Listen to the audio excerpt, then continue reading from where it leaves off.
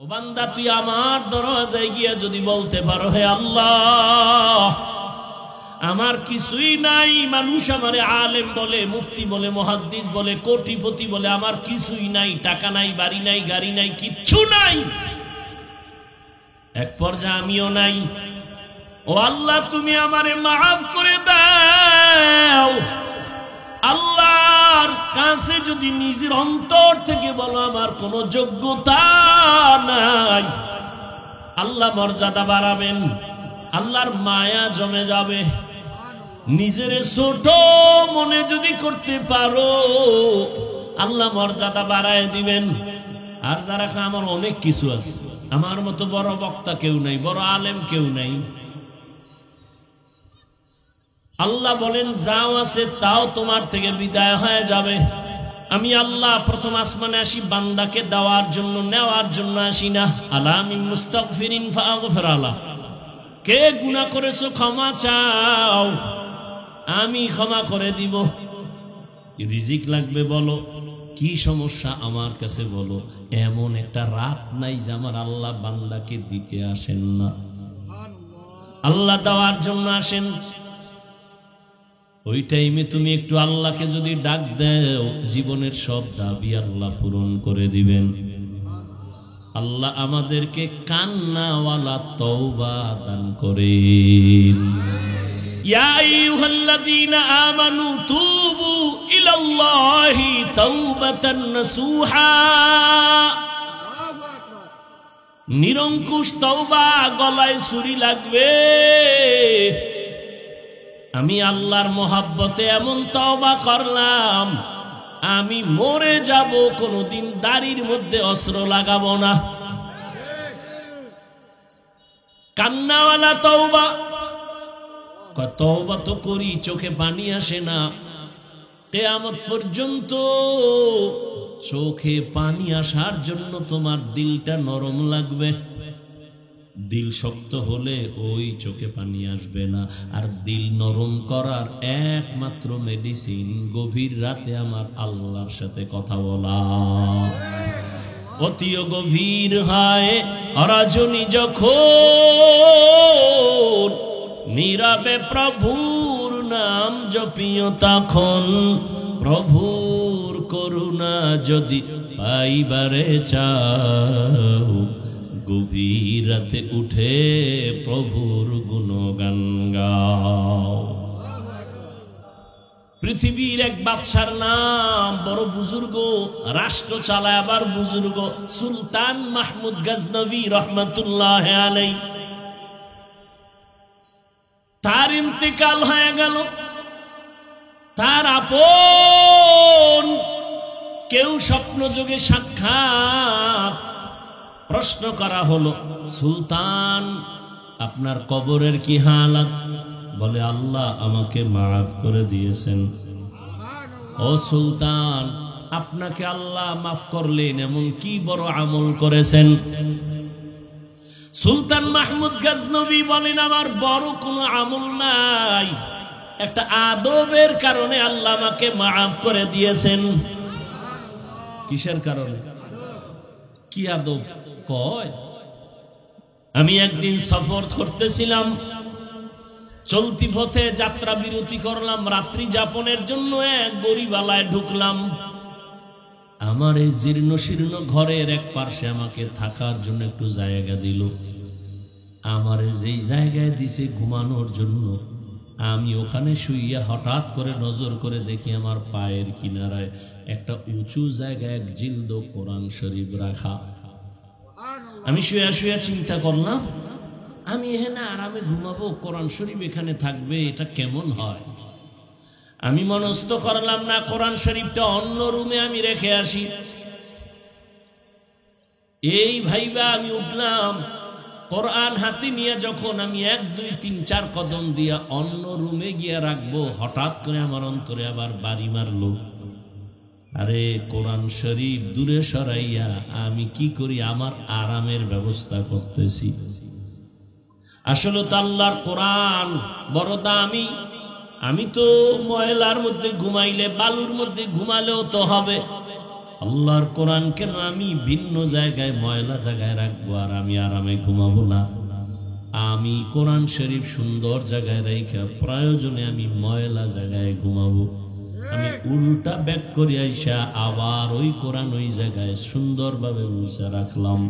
এই যে কোরআনের উপরে মুহাব্বতের আদব দেখাইলাম, আমার আল্লাহ এর বরকতে আমাকে মাফ করে দিয়েছে।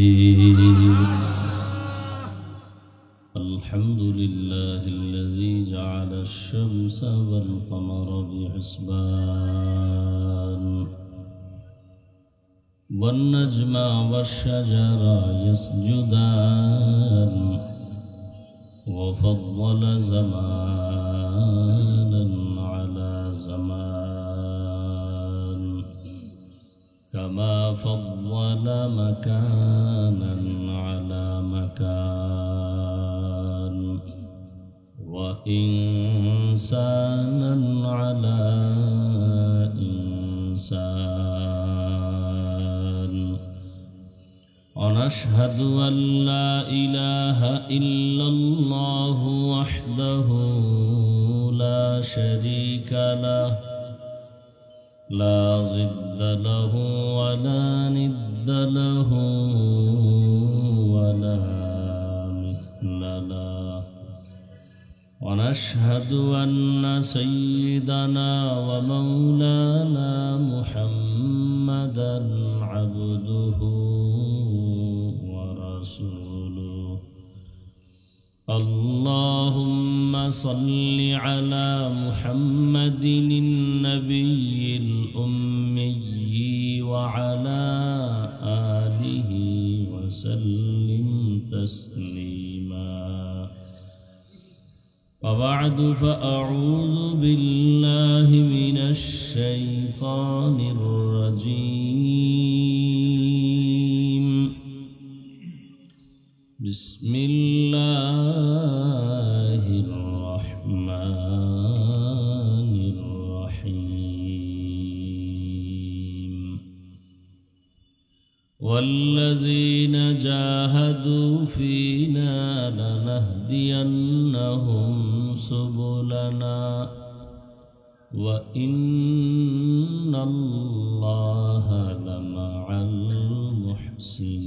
المحسنين وقال رسول الله صلى الله عليه وآله وسلم من تواضع لله رفعه الله أو كما قال النبي عليه الصلاة والسلام صدق الله مولانا العظيم صدق رسوله النبي الأمي الكريم ونحن على ذلك من الشاهدين والشاكرين والذاكرين والحمد لله رب العالمين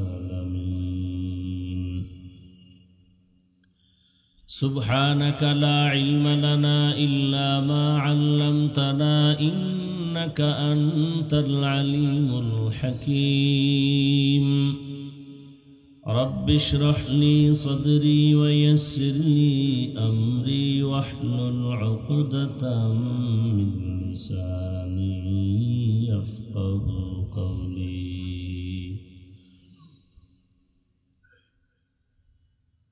حقیقت کھل جائے گی بوقت امتحان تیرے حقیقت کھل جائے گی بوقت امتحان تیرے کہ سستی میں یا محنت میں گزاری زندگی تو نے کہ سستی میں یا محنت میں گزاری زندگی تو نے محمد نے آ کر کفر کو مٹایا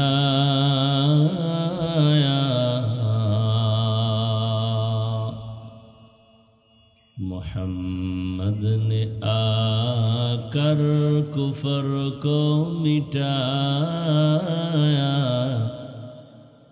कुफर को मिटा कर सदाकत बताया, कुफर को मिटा कर सदाकत बताया। খাদিমুল ইসলাম ইমাম পরিষদ টুঙ্গিপাড়া উপজেলা শাখা কর্তৃক আয়োজিত আজকের ওয়াজ মাহফিল 13 ফেব্রুয়ারি 2025। মহতি এই মাহফিলে উপস্থিত মোহতারাম সম্মানিত সভাপতি হযরতুল আল্লাহ মুফতি উসামা আমিন দামাত বারাকাতুহুম সহ অত্র অঞ্চলের শীর্ষস্থানীয় হযরত উলামায়ে কেরাম, বিভিন্ন জায়গা থেকে আগত আল্লাহ পাকের আশিকিন, জাকিরিন, শাকিরিন, মুহিব্বিন, মুরব্বিয়ানে আযম, কলিজার টুকরা আমার সমবয়সী যুবক বন্ধুগণ, স্নেহের ছোট ভাই, পর্দার আড়ালে মা বোনেরা, আল্লাহ পাকের দরবারে শুকর যে আল্লাহ আমাদেরকে সুস্থ রেখেছেন এবং পৃথিবীর শ্রেষ্ঠ মজলিস উলামায়ে আহলে হকের মজলিস, গুনাহ মাফের মজলিস, তওবা কবুলের মজলিসে আসা বসার তৌফিক দান করেছেন। নেয়ামতের শুকর আদায়ার্থে ইমানের আওয়াজকে উঁচু করে এক আওয়াজে সকলেই মুহাব্বতে পড়ি আলহামদুলিল্লাহ। দরুদ ও সালাম সৈয়দুল মুরসালিন রাহমাতুল লিল আলামিন শফিউল মুজনিবিন খাতামুন নবিয়্যিন সৈয়দুস সাখারাইন ইমামুল মুরসালিন হযরত মুহাম্মদুর রাসূলুল্লাহ সাল্লাল্লাহু আলাইহি ওয়া আলিহি ওয়াসাল্লামের উপর সর্বোপরি শুকর যাদের অক্লান্ত পরিশ্রমের মাধ্যমে আজ সুন্দর আয়োজন, সময় পরামর্শ অর্থ দিয়ে দোয়া করে উপস্থিত হয়ে মাইক লাইট প্যান্ডেলের ব্যবস্থাপনার মাধ্যমে সহযোগিতা যারা করেছেন, প্রত্যেককেই আল্লাহ পাক এই খিদমতের বরকতে দুনিয়াতে শান্তি, পরকালে মুক্তির ব্যবস্থা করে দিন। আল্লাহ মাহফিল পুরা অঞ্চলের হেদায়েতের জন্য কবুল করে।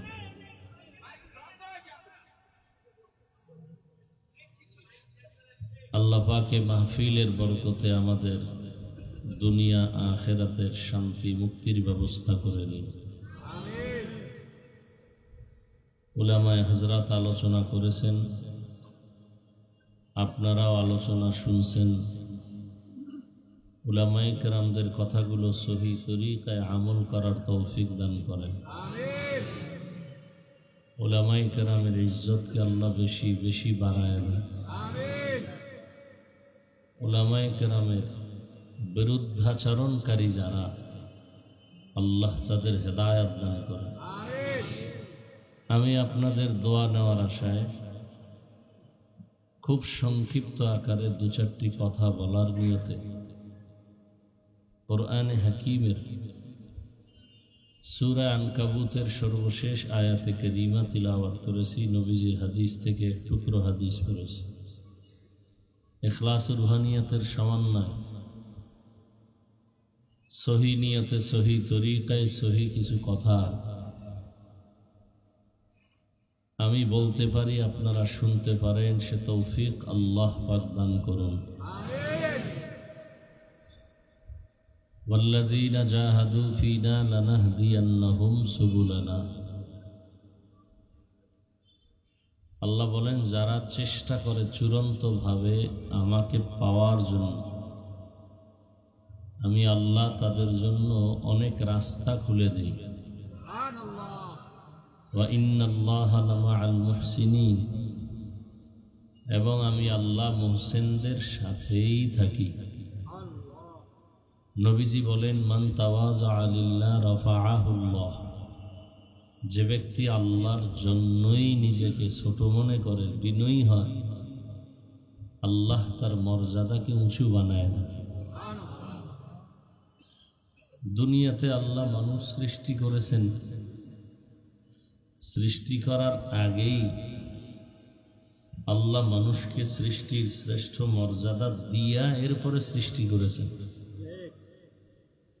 মানুষ সৃষ্টি করার পরে মর্যাদা দিছেন, বিষয়টা এমন না, বরং সর্বোৎকৃষ্ট মর্যাদার আসন ঠিক করে মানুষ সৃষ্টি করেছেন। ওয়ালাকাদ কাররামনা বানি আদম ওয়া হামালনাহুম ফিল বাররি ওয়াল বাহরি ওয়া রাযাকনাহুম মিনাত তাইয়্যিবাত ওয়া ফাদ্দালনাহুম আলা কাসীরিন মিম্মান খালাকনা তাফদীলা। বনি আদম বানানোর পরে শ্রেষ্ঠ না, বানানোর আগেই আল্লাহ সিদ্ধান্ত নিয়েছেন, বানানোর আগেই এরা শ্রেষ্ঠ।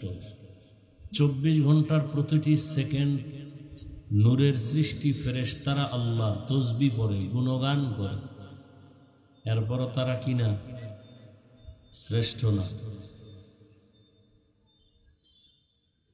একটা গুনাহ করবে দূরের কথা, গুনাহ চিনেই না, সেই ফেরেশতারাও শ্রেষ্ঠ না।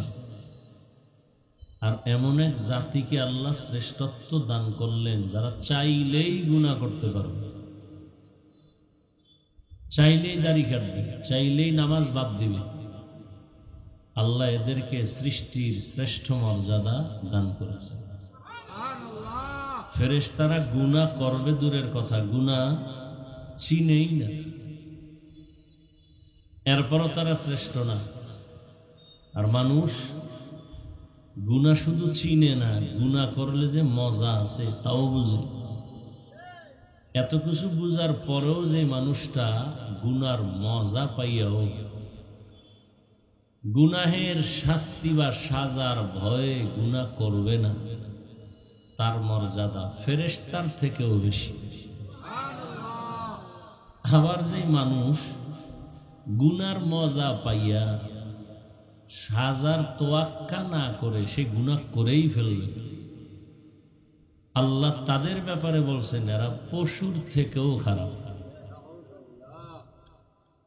ওয়ালাকাদ যারানা লিজাহান্নামা কাসীরাম মিনাল জিন্নি ওয়াল ইনসি লাহুম কুলুবুন লা ইয়াফকাহুনা বিহা ওয়া লাহুম আ'য়ুনুন লা ইউবসিরুনা বিহা ওয়া লাহুম আযানুন লা ইয়াসমাউনা বিহা উলাইকা কাল আনআমি বাল হুম আযাল উলাইকা হুমুল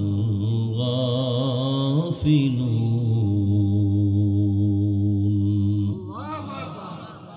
একই মানুষ ফেরেশতার থেকে দামি, একই মানুষ পশুর থেকে খারাপ। যেমন গওহারডাঙ্গা মাদ্রাসা মসজিদ কার ঘর? দুনিয়াতে যত মসজিদ আছে সবগুলো কার ঘর? সব মসজিদ আল্লাহর ঘর। তবে বাইতুল্লাহর যে ঘর, এইটার দাম বেশি না কম? বাইতুল্লাহর দাম কম। ইন্না আউওয়ালা বাইতিন উযিআ লিন-নাসি লাল্লাযী বিবাক্কাতা মুবারাকাও ওয়া হুদা মুবারাকাও ওয়া হুদাল লিল আলামিন।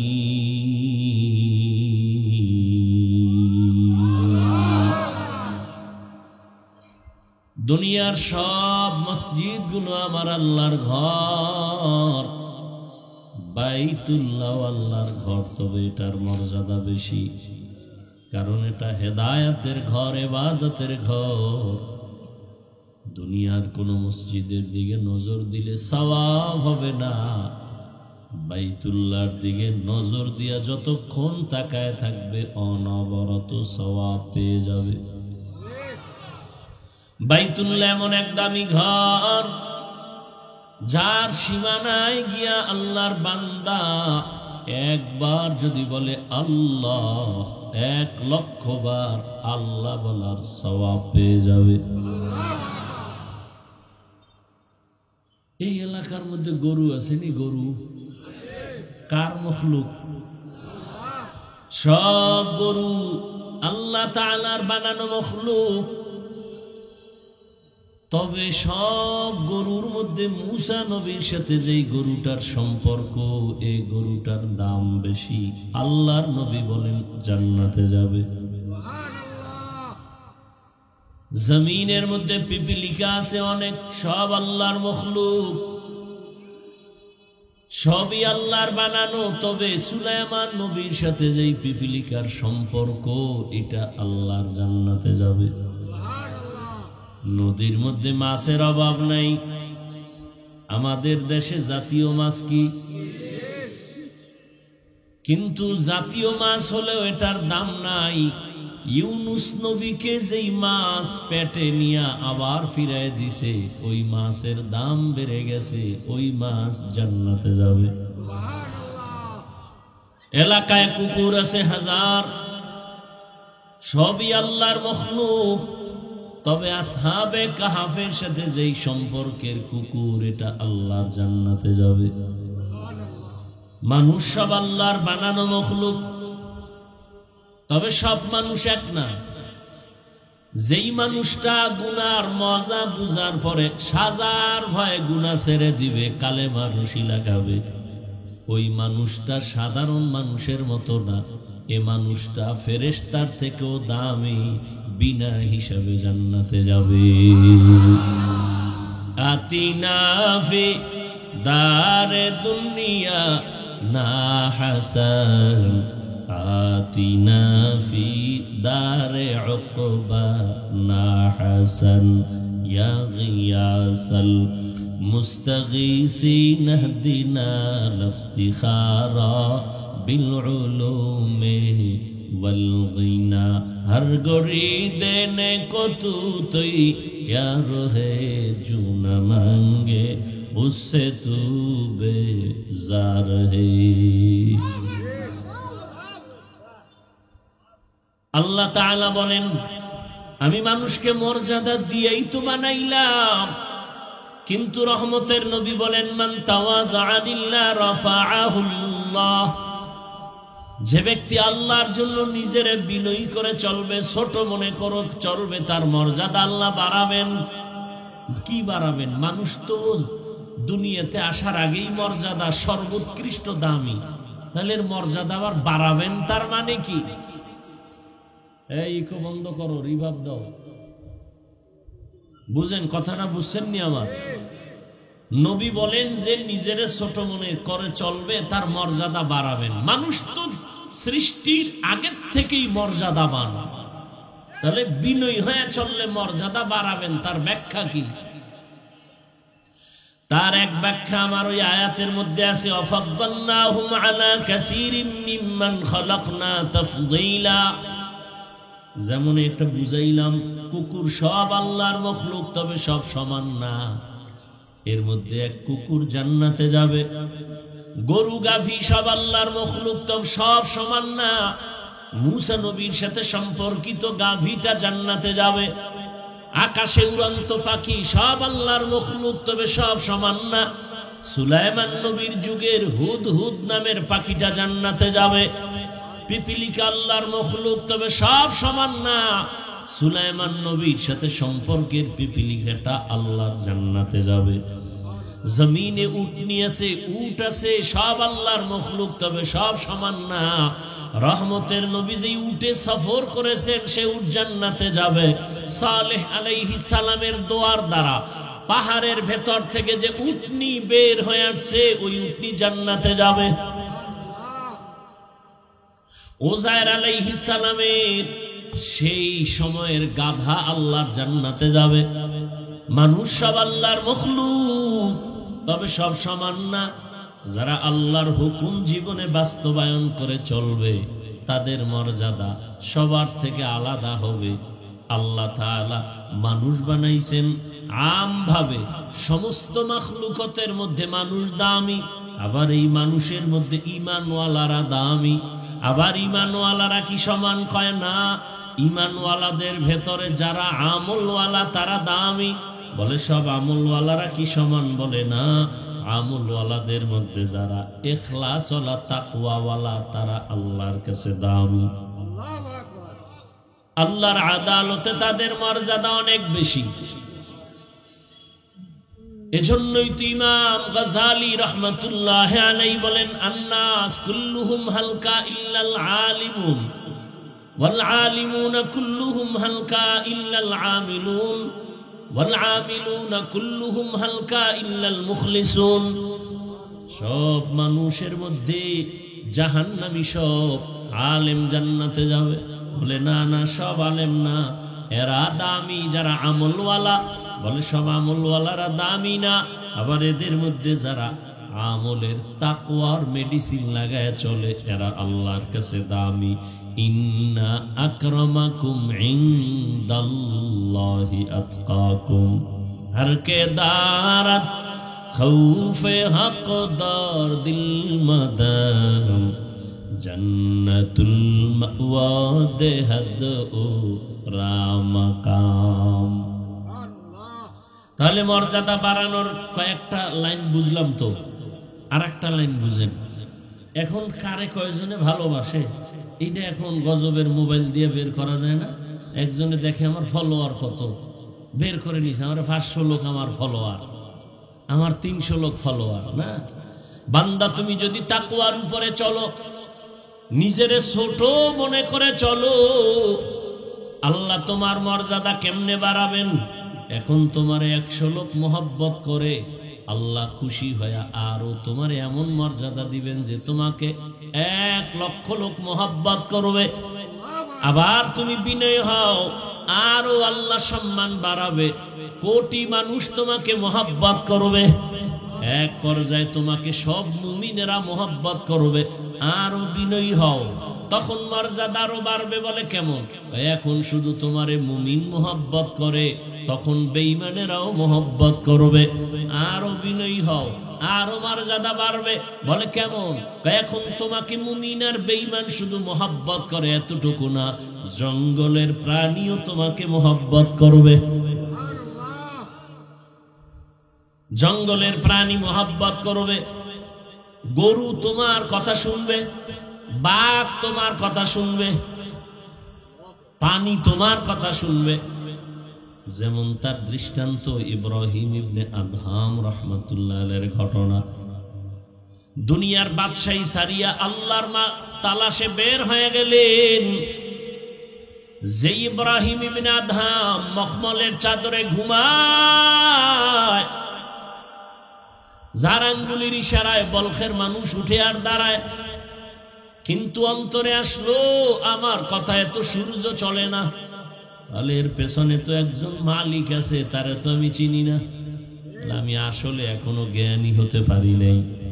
এই মালিকের তালাশে রাজকীয় পোশাক ফালাইয়া সালার চট গায়ে দিয়া সাগরের পারে পারে দৌড়ায় আর আল্লাহরে তালাশ করে।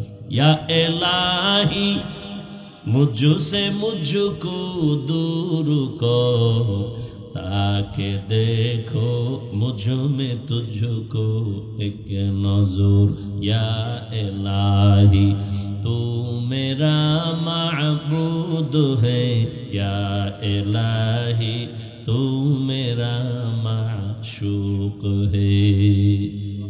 সাগরের পারে বয়া বয়া আল্লাহর মোহাব্বতে গান গায়। হঠাৎ সরকারি বাহিনী তারা গেছে একটু ঘুরতে, গিয়া দেখি বলখের নামি দেবী বাদশাহ সালার চট সেরাফারা জামা গায়ে দিয়া বসা। এই ইব্রাহিম কি পাইলা? বলখের বাদশাহী ছেড়ে কি পেয়েছো? অনেক কিছু পেয়েছি। বালুর মধ্যে বয়ে রইছো, কি পাইছো? করে এতদিন আমার বাদশাহী চলতো জমিনে, এখন আমার বাদশাহী চলে সমুদ্রের ভেতরে। লোহার একটা সুই হাতের মধ্যে, কয় দেখবি নি? কয় হ্যাঁ। কয় দেখ। সুইটারে সমুদ্রের মধ্যে ফালায় দিছে। ফালায় দেওয়ার কিছুক্ষণ পর ডাক দিয়া কয়, সমুদ্রের মাছ আমার সুইটা আমার হাতে ফিরাইয়া দে। হাজার হাজার সুই নিয়া হাজারো মাছ সামনে আসছে। এইবার দেখে সব আশ্চর্য হয়ে গেল, সবগুলোর সুইগুলো স্বর্ণমুখী। ইব্রাহিম বলে, এটা আমার না, আমার লোহার সুই দে, তোদেরটা নিয়ে ভাগ। সর্বশেষ একটা ছোট্ট মাছ আইসা সেই লোহার সুইটা নিয়ে সামনে হাজির হয়ে গেল। বাদশাহ ইব্রাহিম ডাক দিয়া কয়, দেখা কো বাদো আবো আতিশ বান্দা বামানো তু মুর্দা বাহা জিন্দা মান কানা লিল্লাহ কানা আল্লাহু লাহ। যে আল্লাহর হয়ে যাবে গোটা দুনিয়া তার গোলাম হয়ে যাবে। এই কথা অনেকেই বুঝে না, বিদায় ওলিয়া উলিয়াদের কারামতের বিরোধিতা করে। আমাকে একটা ছোট্ট কথার জবাব দেন, আপনাদের এলাকায় গরু দিয়ে হাল চাষ হয়নি? হাল চাষ যারা করে চাষি, এরা কি বড় শিক্ষিত, বড় বুজুর্গ? এই একজন সাধারণ মানুষ, থার্ড ক্লাসের মানুষ, এ গরুরে চাষাবাদ করতে গিয়া গরুর সাথে কথা বলে, গরু বুঝেনি কথা কন না। একজন সাধারণ মানুষ বলে, এই গরু দাঁড়া, দাঁড়ায় যায়। এ গরু ডাইনে যা ডানে যায়, গরু বামে যা বামে যায়। হাজার হাঁস পানির মধ্যে।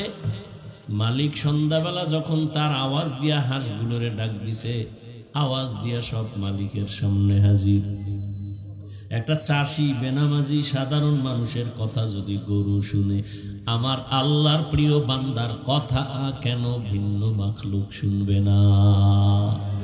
আউলিয়ারা কারে উকবা ইখতিয়ার, জাহেলারা কারে দুনিয়া ইখতিয়ার।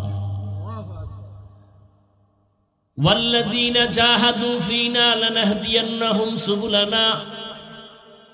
যারা চেষ্টা করবে চূড়ান্ত ভাবে আল্লাহ পাওয়ার জন্য, আল্লাহ পাওয়ার জন্য চেষ্টা করার মাকসাদ হলো আল্লাহর পরিচয় লাভের জন্য যারা চেষ্টা করবে, আল্লাহ বলেন আমি তাদের সামনে অনেকগুলো রাস্তা খুলে দিব। সাবিল এক বচন, তার বহু বচন সুবুল। সাবিল এক রাস্তা, সুবুল মানে অনেকগুলো রাস্তা। বলে কয়শো? কয় হিসাব নাই। ভালো করে বুঝেন। রহমতের নবী একদিন সাহাবাদেরকে ডাকলেন আর বললেন, জমিনের মধ্যে সোজা একটা দাগ টানলেন, রেখা টানলেন, তাই না? এই দাগ সোজা রেখার ডানে বামে আঁকা বাঁকা আরো অনেকগুলো দাগ টানলেন আর বললেন, হাযা সিরাতি মুস্তাকিমা। এই যে পথটা দেখো, এটাই হলো জান্নাতে যাওয়ার সহজ সরল সঠিক পথ। নাম হলো সিরাতাল মুস্তাকিম। ডানে বামে আঁকা বাঁকা অনেক পথ, জান্নাতের পথ কি এগুলো না সোজা? কয়টা বলেন? নাম কি? নাম কি? রহমতের নবী বলেন জান্নাতে পৌঁছার সোজা পথ একটা সিরাতাল মুস্তাকিম। এই রাস্তা দিয়া চলো, আল্লাহকেও পাইবা, জান্নাতও পাইবা, এক পথ। আর আনকাবুতের শেষে আল্লাহ কয় আমাকে পাওয়ার রাস্তা অনেক। লাগজেনি পেস পেস ছুড়াইবে কে? ওসি, ডিসি, ডাক্তার, ইন্টারনেট। হ্যাঁ, রহমতের নবী বললেন জান্নাতে পৌঁছার একটাই পথ, সোজা, কোন আঁকা বাঁকা না। নাম হলো সিরাতাল মুস্তাকিম। আল্লাহ বলেন আমাকে পাওয়ার অনেকগুলো পথ। এর জবাব কি? বলে সোজা পথ একটাই, এতে কোনো সন্দেহ নাই। যেমন উদাহরণ দিয়ে বলে, খুলনা থেকে ঢাকা যাবেন, বিশ্ব রোড কয়টা? ঢাকা থেকে আপনি চট্টগ্রাম যাবেন, বিশ্ব রোড একটা। বান্দা তুমি আমলের লাইনে মেহনত করে জান্নাতে যাওয়া, বিশ্ব রোড একটা, সিরাতাল মুস্তাকিম। তবে খুলনা টু ঢাকার এই বিশ্ব রোডের ডানে বামে আঁকা বাঁকা রোড আছে না নাই? শাখা রোড। শাখা রোড থাকা এটা কঠিন না সহজ? বলেন না কেন সহজ? জান্নাতে পৌঁছার সোজা পথ সিরাতাল মুস্তাকিম, এটা বিশ্ব রোড। আর এই রোডে ঢোকার জন্য শাখা রোড আছে আরো অনেকগুলো, কোনো অন্ত নেই। তাবলিগওয়ালাদের মধ্য দিয়া যদি দৌড় দাও, একটা দৌড় দিয়া সামনে গিয়া দেখবি বিশ্ব রোডের সাথে লাইন লাগানো সিরাতাল মুস্তাকিম।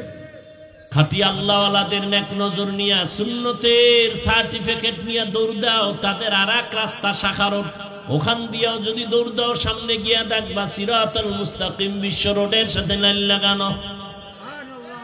ইমামে আজম আবু হানিফা রাহমাতুল্লাহ আলাইহি মাযহাব অনুযায়ী যদি দৌড়াইতে থাকো, সিরাতাল মুস্তাকিমে গিয়েই তো ঢোকবা, ভিন্ন কোন রোডে যাইবা না। ইমাম শাফিঈ রাহমাতুল্লাহ আলাইহির মাযহাব মেনে যদি দৌড়াতে থাকো, দৌড়ায় দেখবা সামনে গিয়ে সিরাতাল মুস্তাকিমের সাথে লাইন লাগানো।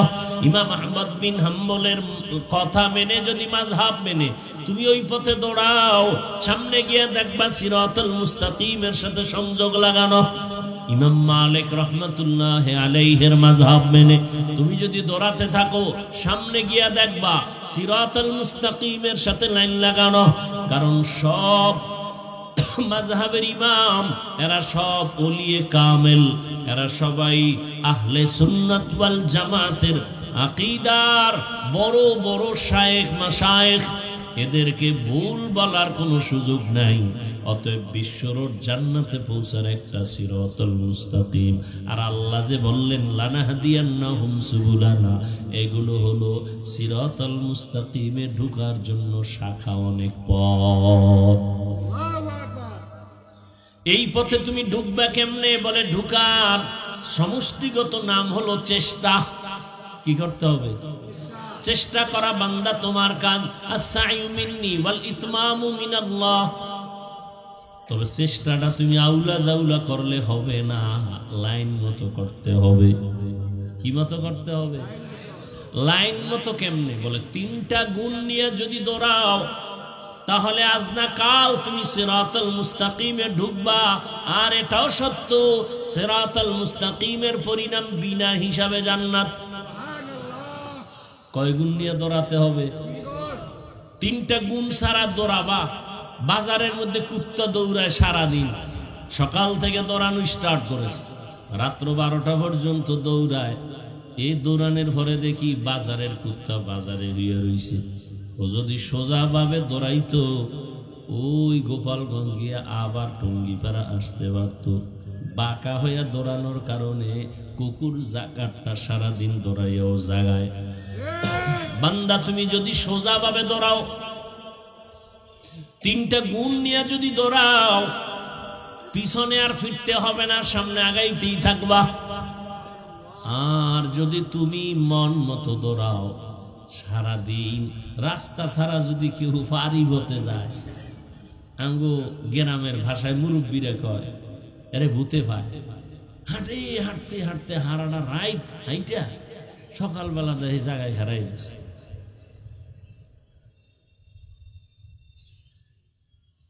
ওই জমিনের মধ্যে দিয়া শুকনা জমিন হাইটা বাড়ি যাবে, রাস্তা দিয়া ঘুরে গেলে অনেক সময় মাঝখান দিয়ে দৌড়, অন্ধকারের মধ্যে দৌড় দিছে, ঘুরতে ঘুরতে আরে পাইছে ভূতে।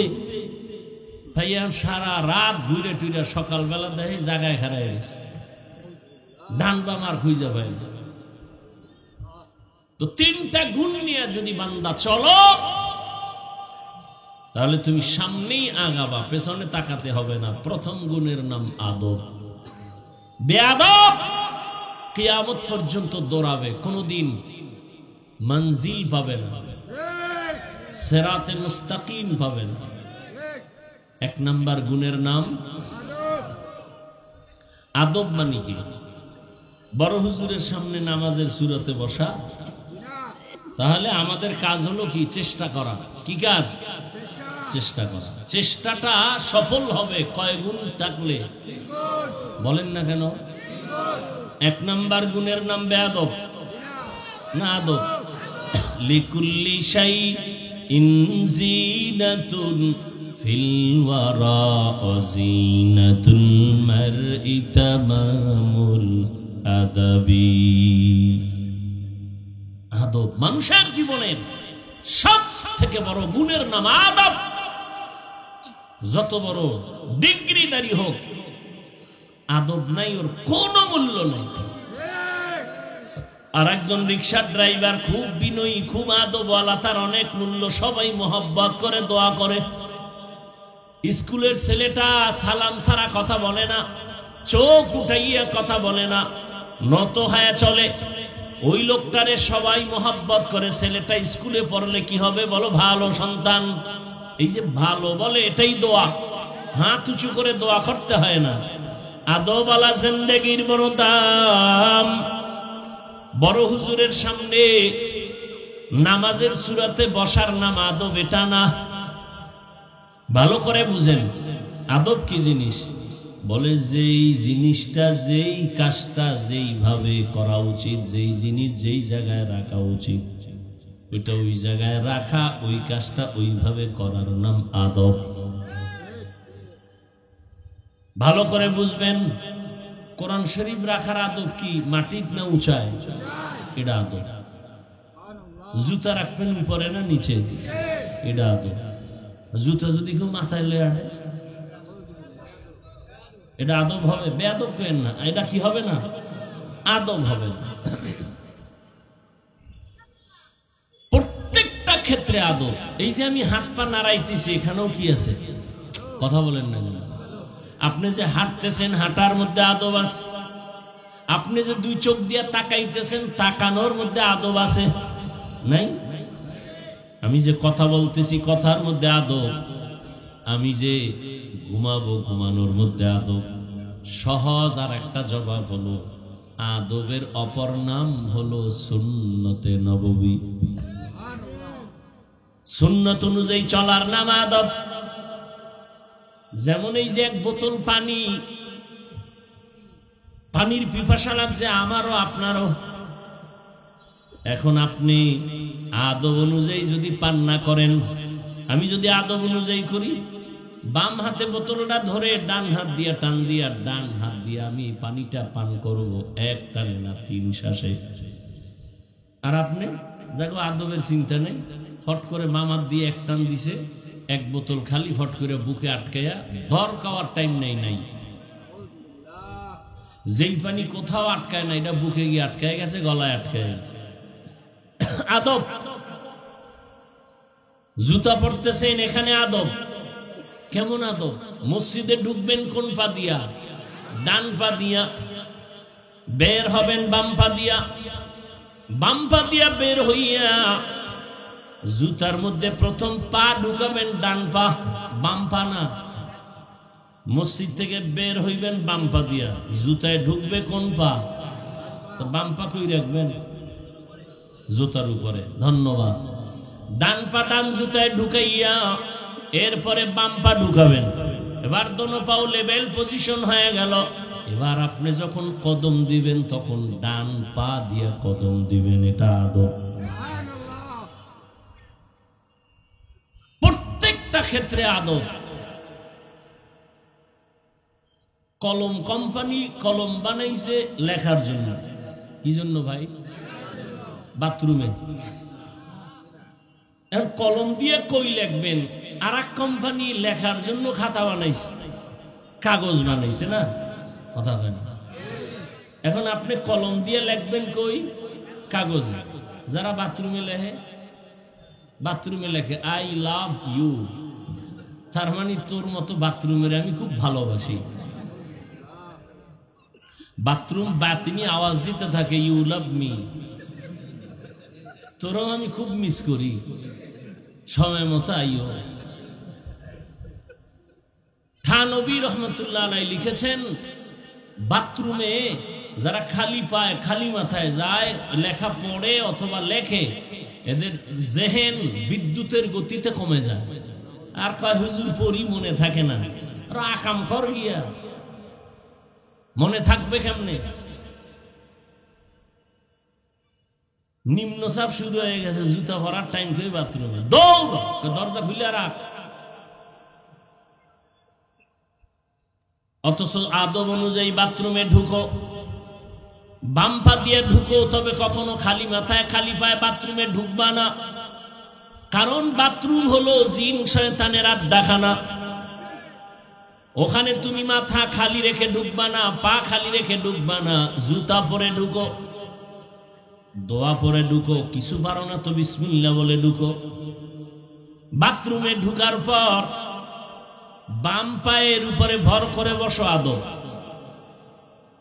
হাঁটুর উপরে কাপড় উঠানো যাবে না আদব। আবার তুমি দ্রুত বের হয়ে যাও, বাম পা দিয়ে বের হও না কোন পা? ডান পা দিয়ে বের হও। এরপরে দোয়া পড়ো। কিছু পারো না আলহামদুলিল্লাহ বলো।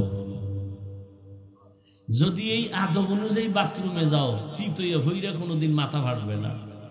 বাথরুমে গিয়েও তো অনেকে পরে অ্যাক্সিডেন্ট হয়ে যায়, দুর্ঘটনা হয়। এক নাম্বার, চূড়ান্ত সফলতার দরজায় পৌঁছতে হলে 3টা গুণ লাগবে। এক নাম্বার গুণের নাম আদব। বেয়াদব যত সেজদা দিবে, যত কিতাব পড়বে, কলমের খোঁচায় নাম্বার 1 পাস, কোনো লাভ নাই, ওর কপাল খারাপ। ইবলিসের থেকে কি তুমি সেজদা বেশি দিছো? ইবলিস তো অনেক ইবাদত করনেওয়ালা, যার ইবাদতে খুশি হইয়া আমার আল্লাহ নিজে ওকে উপাধি দিলেন, তুই ওলিয়ে কামেল, তুই বুজুর্গ, তুই খাজেন, তুই আরেফ। জাগা মাত্র একটা বেয়াদবি করেছে, জীবনের সব বরবাদ। বেয়াদবি কয়টা করছে? একটা, শেষ। জায়গা মতো বেয়াদবি একটা করেছে, জীবন শেষ। এজন্য আদবওয়ালা জিন্দেগির বড় দাম। মান তাওয়াযা লিল্লাহ রাফাআহুল্লাহ। নিজের বিনয়ী করে চলো, তোমার মর্যাদা শুধু বাড়তেই থাকবে, বাড়তেই থাকবে। কে বাড়াবেন? তোমার পুঁজি লাগবে, বিনয়ী হয়ে চলো, আর কিছু দরকার নাই। তুমি কিতাব বুঝো না বুঝো, পরীক্ষায় পাস করো না করো, তুমি চেষ্টা করে যাও, বিনয়ী হয়ে চলো। কিতাবের সাথে বেয়াদবি করিও না, ইলমের সাথে বেয়াদবি করিও না, ইলম ওয়ালাদের সাথে বেয়াদবি করিও না। দেখো তোমার মর্যাদা কই চলে যায়।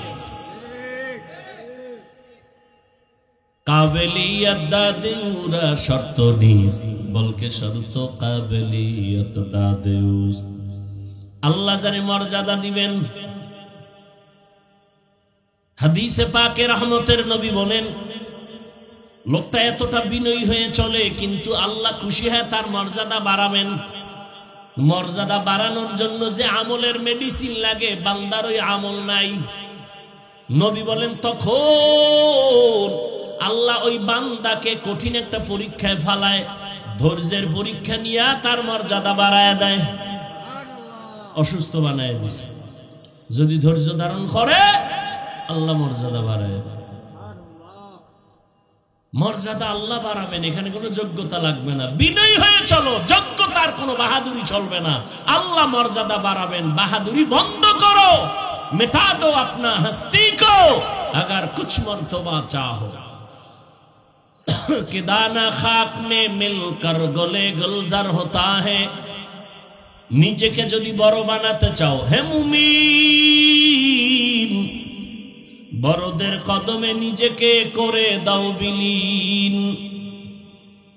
আল্লাহ যোগ্যতা দেখে না, বরং বিনয়ী হও।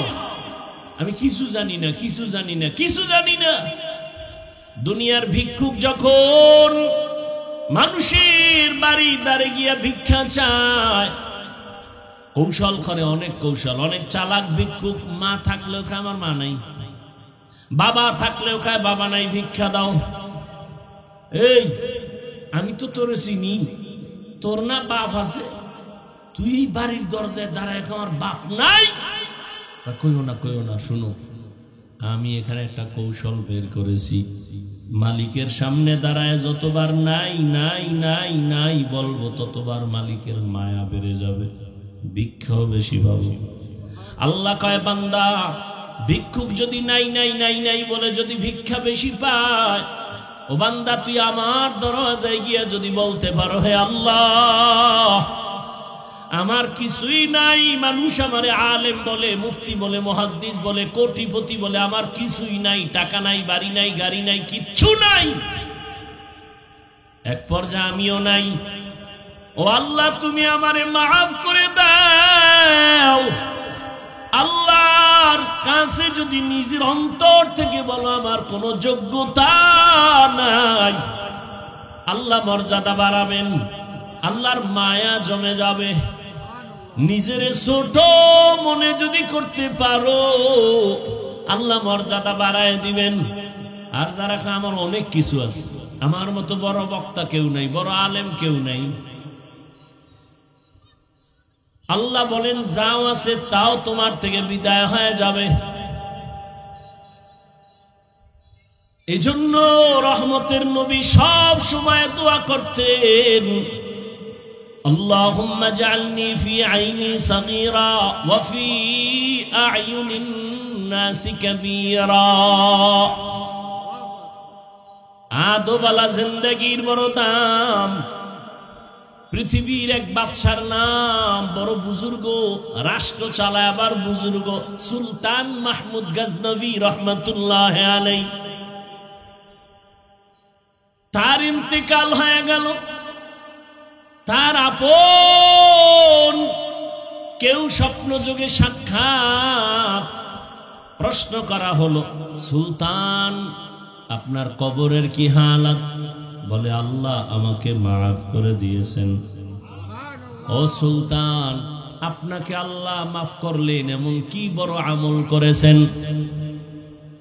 সুলতান মাহমুদ গজনবী বলেন আমার বড় কোনো আমল নাই, একটা আদবের কারণে আল্লাহ আমাকে মাফ করে দিয়েছেন। কিসের কারণে? কি আদব? কয় আমি একদিন সফর করতেছিলাম, চলতি পথে যাত্রা বিরতি করলাম, রাত্রি যাপনের জন্য এক গরিবালায় ঢুকলাম। আমার এই জীর্ণ শীর্ণ ঘরের এক পার্শ্বে আমাকে থাকার জন্য একটু জায়গা দিল। আমার যেই জায়গায় দিছে ঘুমানোর জন্য, আমি ওখানে শুইয়া হঠাৎ করে নজর করে দেখি আমার পায়ের কিনারায় একটা উঁচু জায়গায় এক জিলদ কোরআন শরীফ রাখা। আমি শুয়ে শুয়ে চিন্তা করলাম, আমি এখানে আরামে ঘুমাবো, কোরআন শরীফ এখানে থাকবে, এটা কেমন হয়? আমি মনস্থ করলাম না, কোরআন শরীফটা অন্য রুমে আমি রেখে আসি। এই ভাইবা আমি উঠলাম, কোরআন হাতে নিয়ে যখন আমি 1 2 3 4 কদম দিয়া অন্য রুমে গিয়ে রাখবো, হঠাৎ করে আমার অন্তরে আবার বাড়ি মারলো। আরে কোরআন শরীফ দূরে সরাইয়া আমি কি করি, আমার আরামের ব্যবস্থা করতেছি। আসলে তো আল্লাহর কোরআন বড় দামি। আমি তো ময়লার মধ্যে ঘুমাইলে, বালুর মধ্যে ঘুমালেও তো হবে, আল্লাহর কোরআন কেন আমি ভিন্ন জায়গায় ময়লা জায়গায় রাখবো আর আমি আরামে ঘুমাবো না? আমি কোরআন শরীফ সুন্দর জায়গায় রেখে প্রয়োজনে আমি ময়লা জায়গায় ঘুমাবো। আমি উল্টা ব্যাক করে আইসা আবার ওই কোরআন ওই জায়গায় সুন্দরভাবে মুছে রাখলাম। এই যে কোরআনের উপরে মুহাব্বতের আদব দেখাইলাম, আমার আল্লাহ এর বরকতে আমাকে মাফ করে দিয়েছে। আদবওয়ালা জিন্দেগির বড় দাম। অহংকারী মানুষগুলোর এই জমিনে কোনো দাম নাই, বড় আদবওয়ালাদের মূল্য অনেক বেশি। এজন্য 1 নাম্বার, সিরাতাল মুস্তাকিমের পথে যদি আগাতে চাও, 1 নাম্বার গুণ আদব। বেয়াদব কোনোদিন এই জায়গায় পৌঁছতে পারবে না। 2 নাম্বার গুণ হলো ধৈর্য। কি? ধৈর্য না থাকলে কেউ আগাতে পারবে না। এই যে আপনারা বসছেন, ধৈর্য না হলে সম্ভব? নামাজে দাঁড়াইছে, ধৈর্যর পরীক্ষা আসতেছে, রমাজান তারাবির সময় দেখা যাবে ওরে ধৈর্য।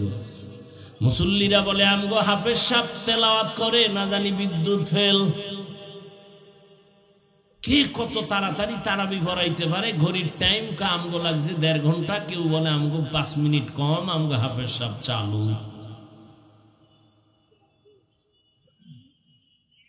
এই হলো আমাদের ধৈর্য। অথচ ধৈর্য কত দামি সম্পদ। আল্লাহ কোরআনে বলেন ধৈর্য ধারণকারীদের আমি বড় 2টা পুরস্কার দেব, একটা দুনিয়ায় আর একটা পরকালে। দুনিয়ার পুরস্কার আমি আল্লাহ তার হয়ে যাব, ইয়া আইয়ুহাল্লাযীনা আমানুস্তাঈনু বিস-সাবরি ওয়াস-সালাহ ইন্নাল্লাহা মা'আস-সাবিরিন। আমি আল্লাহ তার হয়ে যাব। আখিরাতের পুরস্কার ওই ধৈর্য ধারণকারীরা।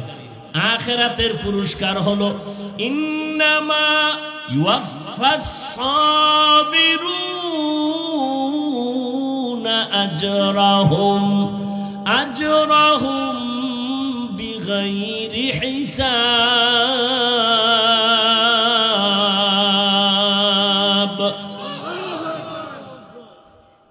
পরকালে বিনা হিসাবে জান্নাত। ধৈর্য বড় দামি এক সম্পদ। আল্লাহ বারবার ধৈর্যের বয়ান করেন। ইয়া আইয়ুহাল্লাযীনা আমানুসবিরু ওয়া সাবিরু ওয়া রাবিতু ওয়াত্তাকুল্লাহ রব্বানা আফরিগ আলাইনা সাবরান ওয়া সাব্বিত আকদামানা ওয়ানসুরনা আলাল কওমিল কাফিরিন। ধৈর্য বড় দামি সম্পদ। ইসমাঈল নবীর ধৈর্য ছুরির নিচে গিয়া পরিচয় দেয়, ও বাবা তাড়াতাড়ি আমারে জবাই করেন, আমাকে ধৈর্য ধারণকারীদের মধ্যে আপনি পাবেন। সাতাজিদুনি ইনশাআল্লাহ ইনশাআল্লাহু মিনাস সাবিরিন।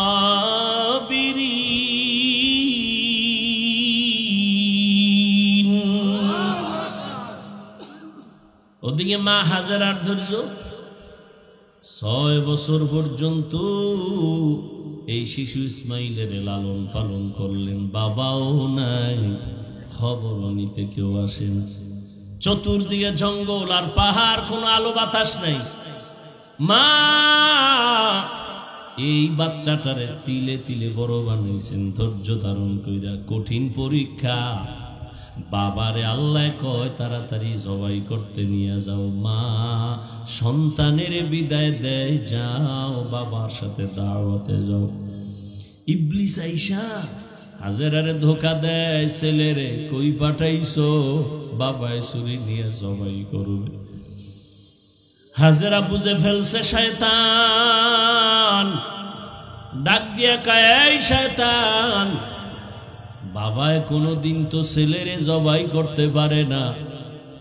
শয়তান বলে আল্লাহর অর্ডার হয়ে গেছে। হাজেরা ডাক দিয়ে আমার মাওলায় যদি চায় একজন ইসমাইল না, আরো যদি আমার ইসমাইল থাকে সব আমি ছুরির নিচে দিয়ে দিব। ধৈর্য বড় দামি এক সম্পদ। وَلَنَبْلُوَنَّكُمْ بِشَيْءٍ مِّنَ الْخَوْفِ وَالْجُوعِ وَنَقْصٍ مِّنَ الْأَمْوَالِ وَالْأَنفُسِ وَالثَّمَرَاتِ وَبَشِّرِ الصَّابِرِينَ والعصر إن الإنسان لفي خسر إلا الذين آمنوا وعملوا الصالحات সব মানুষ জাহান্নামে যাবে, 4 গুণওয়ালারা জান্নাতে যাবে। إلا الذين آمنوا وعملوا الصالحات وتواصوا بالحق وتواصوا بالصبر। এই ধৈর্য আবার 3 প্রকার। ইবাদতের বেলায় ধৈর্য, গুনাহের বেলায় ধৈর্য, মুসিবতের বেলায় ধৈর্য। আল্লাহ আমাদের আদোবালা জিন্দেগি দান করেন, আমিনও কয় না। আল্লাহ আমাদের আদোবালা বিনয়ী জিন্দেগি দান করেন। কি মস্কারি করতেছি মনে করতেছেন না? আল্লাহ আমাদেরকে আল্লাহ সাবিরিনদের অন্তর্ভুক্ত বানায় দেন। কয় গুণ লাগবে? শেষ কান্নাওয়ালা তওবা। চোরের মতো তওবা না। চোরের যখন ফিডা দেয় চুরি করবি নি, জীবনেও না। অন্তরে কয় সুযোগ পাইলে তোর পকেটও ছাড়ুম না। এই তওবায় হবে না। ইয়া আইয়ুহাল্লাযীনা আমানু তুবু ইলাল্লাহি তাওবাতান নাসুহা। নিরঙ্কুশ তওবা, গলায় ছুরি লাগবে। আমি আল্লাহর মোহাব্বতে এমন তওবা করলাম, আমি মরে যাব, কোনোদিন দাড়ির মধ্যে অস্ত্র লাগাবো না। কান্নাওয়ালা তওবা, তওবা তো করি, চোখে পানি আসে না। কিয়ামত পর্যন্ত চোখে পানি আসার জন্য তোমার দিলটা নরম লাগবে।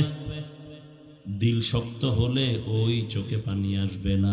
আর দিল নরম করার একমাত্র মেডিসিন গভীর রাতে আমার আল্লাহর সাথে কথা বলা। অতিও গভীর হয় অরাজনী যখন, নীরবে প্রভুর নাম জপিও তখন। প্রভুর করুণা যদি পাইবারে চাও, গভীর রাতে উঠে প্রভুর গুণগান গাও। আল্লাহ আমাদের কাছে একটা টাইম আসেন না? প্রথম আসমানে। কোথায়? কোন সময় আসে? ফজরে? এ ভাই, ফজরে না জোহরে? কথা কন না কেন? ভোর রাতে। রাতের কিছু অংশ দাঁড়াইয়া আমি আল্লাহর সান্নিধ্যে সময় ব্যয় করে আমি আল্লাহ প্রথম আসমানে আসি বান্দাকে দেওয়ার জন্য, নেওয়ার জন্য আসি না। আলামি মুস্তাগফিরিন ফাগফির আলা, কে গুনাহ করেছো ক্ষমা চাও, আমি ক্ষমা করে দিব। রিজিক লাগবে বলো, কি সমস্যা আমার কাছে বলো।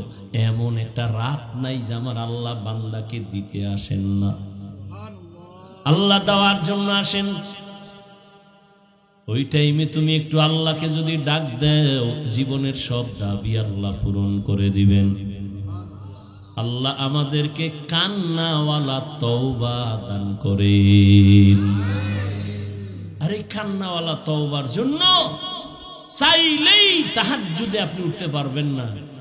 যাদের অভ্যাস আছে তাদের সাথে একটু সম্পর্ক তৈরি করবেন, দেখবেন আপনার মধ্যে স্পৃহা জেগে যাবে, উঠে যাবে যে না, আমি উঠি, আমার উঠা দরকার।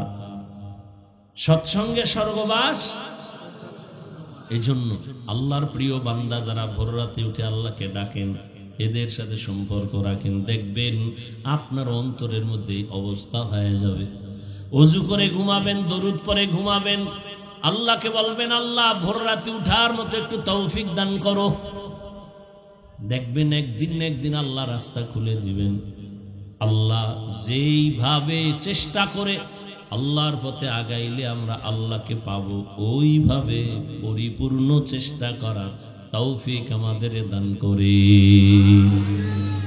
আল্লাহ কবুল করেন, বলেন আমিন। বিশাল আয়োজন। আল্লাহ এই আয়োজনকে হেদায়াতের জরিয়া বানায়। ইমাম পরিষদ এই সুন্দর এক আয়োজন করেছেন উম্মতের খেদমতের জন্য। এজন্যই তো আমি বলি বাংলাদেশে, ওই বাংলাদেশের জাতি, এ জমিনে তুমি যার পিছনে ঘুরে ঘুরে দাড়ি কামাও, নামাজ ছাড়ো, এরা সব চান্দাবাজ আর ধান্দাবাজ। জমিনে তোমার একমাত্র নিরেট বন্ধু, নিঃস্বার্থ বন্ধু উলামায়ে কেরাম, আর কেউ নেই। সব চান্দাবাজ আর ধান্দাবাজ। এই চান্দাবাজ আর ধান্দাবাজেরা ধ্বংস করে দিল এই জমিনকে। আর যা ঠিক আছে শুধু উলামায়ে কেরামের কারণে। কিন্তু জাতি এত নিমক হারাম, বারবার বেয়াদবি আলেমের সাথেই করে। আল্লাহ হেদায়েত দান করুন।